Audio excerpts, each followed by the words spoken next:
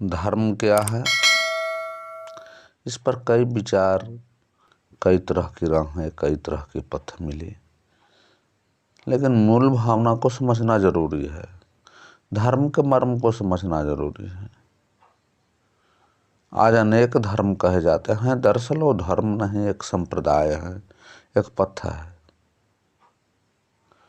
धर्म तो मानव की मूल भावना से जुड़ी हुई होती है और मानव का क्या कर्तव्य है, यही धर्म सिखलाती है। यानी जीवन जीने की जो संविधान है, जो राह है, जो नियम है, वही धर्म है। और समय के सापेक्ष में धर्म में परिवर्तन भी होता रहा है, लेकिन मूल स्वरूप कभी नहीं बदलता, मूल कर्तव्य कभी नहीं बदलता। जैसे कि पूर्व कालों में 16 संस्कार जो हमारे जीवन में होते थे, उन सभी संस्कारों को व्यक्ति अपनाता था और वह क्रिया करता था, उन सारे संस्कारों को करता था। लेकिन आज वो संस्कार गिने चुने रह गए, हर संस्कार नहीं करते हैं। समय के साथ उसमें परिवर्तन हो गया और उसकी कार्य पद्धति में भी भिन्नता आ गई, लेकिन जो मूल धर्म की बात है, जो मूल स्वरूप है, उसमें परिवर्तन कभी नहीं होता। यानी मानव की विचार, मानव की कर्म संस्कार, मानव के कर्म से तात्पर्य यह है कि वह मानवता के लिए जो कार्य करे, जो शुभ कार्यों के लिए करे, जिससे जनहित हो, जिससे मानव जीवन की उत्थान हो, जिससे संपूर्ण सृष्टि में किसी तरह की बिना अवरोध पैदा किए विकास की बात हो, वह धर्म है। आज कई विचार, कई पथ हो गए हैं जो धर्म का नाम से लोग लगभग समझ लेते हैं, लेकिन वह धर्म नहीं हो सकते। संपूर्ण पथों का, संप्रदायों का एक ही धर्म है, वह है सुख आनंद से जीने के लिए मानव को जहाँ से ज्ञान की प्राप्ति हो, जो राह मिले, वही धर्म है। यानी हम जो धारण करते हैं वही धर्म है, और धारण करने की कला हर जड़ और चेतन में है। मानव को भी धारण करने के लिए कुछ सूत्र हैं, कुछ नियम हैं, लेकिन मानव इतना विवेकशील है, इतना चालाक है, कुछ में धूर्तता का भी काम करने लगता है, वह अपने राह से भटक जाता है। इसलिए प्राचीन काल से ही विद्वानों ने, जो समाज के अग्रणी थे, उन्होंने कुछ नियम बनाए, कुछ नियम पर चलकर मानव अपना कल्याण कर सके, समाज का कल्याण कर सके, संपूर्ण राष्ट्र का कल्याण कर सके, संपूर्ण विश्व का कल्याण कर सके। ऐसी भावना से प्रेरित होकर धर्म की स्थापना की गई। और यूँ कहा जाए कि धर्म की कोई स्थापना नहीं होती, यह क्रमशः विकासशील होने वाली चीज है। हमेशा इसमें कुछ न कुछ जुड़ता रहता है, लेकिन मूल तत्व नहीं बदलता। यह बात ध्यान में रखनी है। जो हमारी शीलता है, धैर्यता है, सहनशीलता है, क्षमा के गुण, शांति के गुण, वह मानव के नहीं बदलते, वह वैसा ही होना चाहिए। इसलिए ही ऋषियों, संतों, महर्षियों के द्वारा यह कहा गया कि हम अपने अंदर की बुराइयों को त्याग करें और अच्छे गुणों को अपनाएं।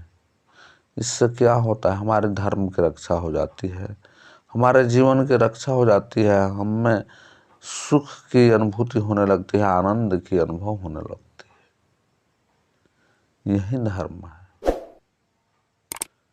यानी हमारे कर्म के आधार पर ही धर्म टिकी हुई है। जैसा कर्म होता है वैसा ही धर्म की भी रूपरेखा बनने लगती है और वह अधिक विसंगतियां पैदा कर देती है तो वह धर्म में कहलाने लगती है, धर्म विरुद्ध सिद्धांत हो जाती है। जैसे हिंसा करना मानव का धर्म नहीं है, मानव का यह धर्म नहीं रहा है वह हिंसा करे, लेकिन कभी कभी ऐसा देखने में आया, शास्त्रों में उल्लेख भी मिला कि धर्म की रक्षा के लिए यानी मानव की रक्षा के लिए, सृष्टि की रक्षा के लिए, इस संपूर्ण जगत को बचाने के लिए हिंसा का भी सहारा लिया गया। तो अब यहाँ देखिए कितनी बड़ी चीज है। एक और जहाँ धर्म कह रहा है कि हिंसा करना अनुचित है, अहिंसा परमो धर्म, और एक और हिंसा के द्वारा ही हम धर्म की रक्षा कर रहे हैं। किसको सच माना जाए, किसको सही पथ कहा जाए? जहाँ हमारे शास्त्रों में एक चींटी को मारने को भी अपराध कहा गया और यहाँ मानव को ही संहार कर दी गई। तो यहाँ समस्या यह है कि इसके रहस्य को हम नहीं समझ पाते। वैसे चीज़ों को समाप्त करना पड़ता है जो हमारे कार्यों में विघ्न डालती हैं। जो बैक्टीरिया वायरस हमारे लिए दूषित है उनको मार दिया जाता है, चाहे जिस प्रकरण के द्वारा मारा जाए। उसी रूप से समाज में व्याप्त, हालांकि आज कानून का सिद्धांत है योग कोई किसी को मार नहीं सकता, कानून भी धर्म का पालन ही सिखलाता है। धर्म का पालन कानून के द्वारा ही होता है और धर्म भी कानून ही है।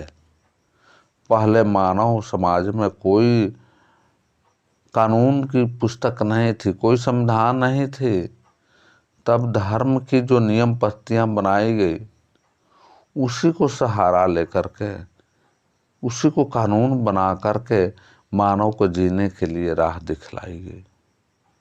मानव के लिए एक पथ बनाया गया, सुगम पथ, जिस पर चलकर वह समाज में किसी तरह की कोई अवरोध पैदा न करे, विघ्न न डाले। एक तो रास्ता होनी चाहिए, कैसे कोई चलेगा? मानव की संख्या दिन प्रतिदिन बढ़ती गई, 1 से 2, 2 से 4, ऐसे करते करते संख्या बढ़ती गई, तो कोई रास्ता नहीं होता। प्राचीन काल की बात कर रहा हूं मैं। तो जो भी तत्कालिक विद्वान, पंडित, ज्ञानी जन पुरुष थे, उन्होंने रास्ते का निर्माण किया और वह धर्म कहलाए। निर्माण होता या ना होता, लेकिन फिर भी मानव के लिए जो उसका मूल भावना है, जो उसकी आत्मा से जुड़ी हुई है, उसको तो मानव को करने के लिए कहीं ना कहीं से प्रेरणा तो मिलती, वह करता। लेकिन उस ज्ञान को दिखाने के लिए, कोई रास्ता बतलाने के लिए सामने आया और जिस सिद्धांत को लाया वही धर्म बन गया। मानव के लिए वही धर्म बन गया। आज हिंदू धर्म, इस्लाम धर्म, ईसाई धर्म, जैन धर्म, पारसी धर्म, बौद्ध धर्म, इस तरह के अनेक धर्म की संज्ञा दी जाती है। वे धर्म नहीं, विचार हैं, एक संप्रदाय हैं। सारे इन धर्मों का निष्कर्ष मानव की जीवन जीने की कला से जुड़ी हुई है, मानव के कर्मों से जुड़ी हुई है, मानव के संस्कारों से जुड़ी हुई है। तो मानव को किस रूप में जीना है, कैसे क्या करना है, किसी को बिना क्षति पहुंचाए स्वयं की उन्नति प्रगति ही धर्म है। लेकिन इसमें सिर्फ इस संसारिक उन्नति प्रगति नहीं, आध्यात्मिक उन्नति प्रगति भी जुड़ी हुई है। हम शारीरिक, मानसिक, आध्यात्मिक इन त्रिकोणीय रूप से विकास करें, अपने गति को ऊर्ध्व करें, वही धर्म है, वही शाश्वत सिद्धांत है, वही सत्य सिद्धांत है। इसी का हम पालन करें, इसी का अनुकरण करें, अनुसरण करें। बस थोड़े से शब्दों में धर्म के बारे में मेरी चर्चा शायद आपको अच्छी लगे। बहुत बहुत धन्यवाद।